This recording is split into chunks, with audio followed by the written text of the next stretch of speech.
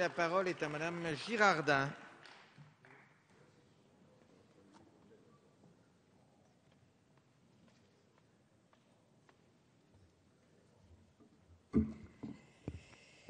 Monsieur le Président, Monsieur le Ministre, Monsieur le rapporteur, mes chers collègues.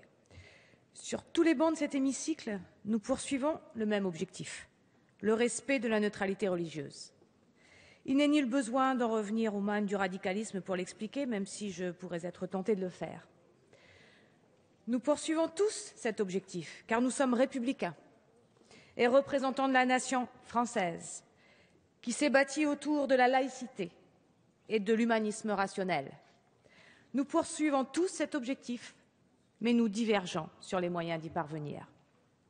C'est bien naturel, c'est l'art du politique finalement, que d'être herméneutique des moyens plutôt que généalogie des valeurs.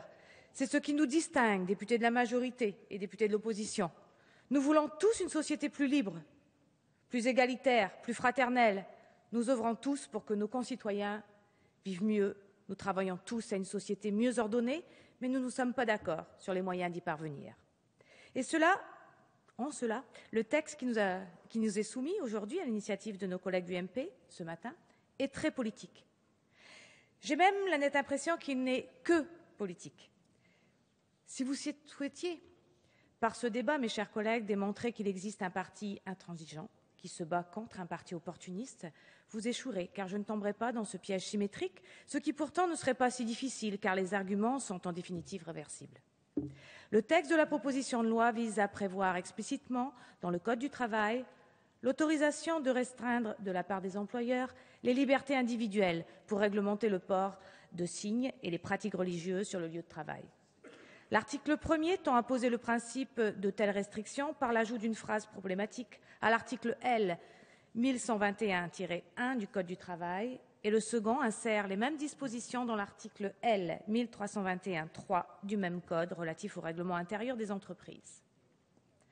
Cette homothétie n'apparaît pas du point de vue de la science juridique correcte, car un des deux articles du Code est un article de principe, lorsque le second n'en est qu'une application.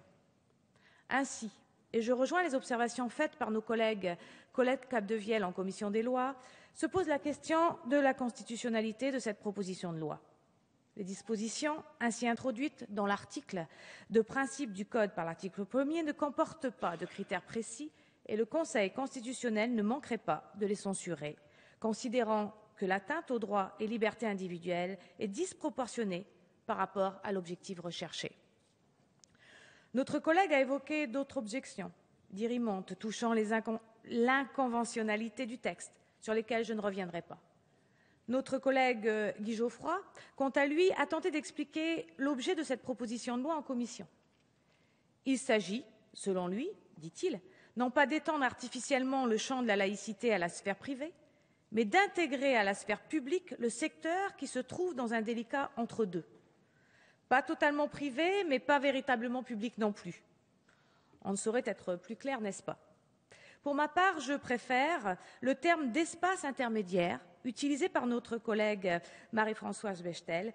J'y reviendrai tout à l'heure.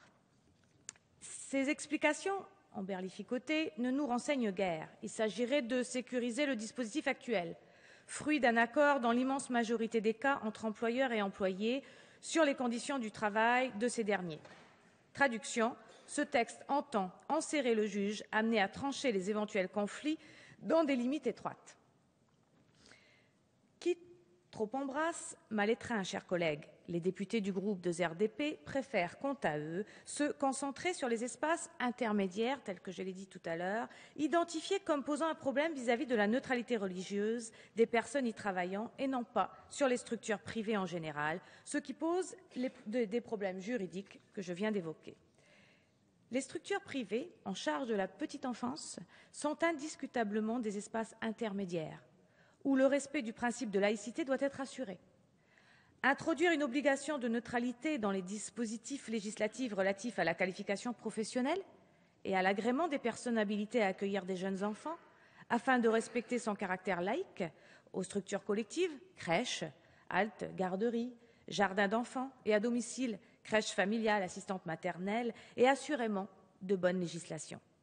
C'est l'objet de la proposition de loi déposée par notre collègue sénatrice Françoise Laborde et les membres du groupe RDSE, proposition de loi dont les députés membres du groupe de RDP ont repris le texte en déposant une proposition identique.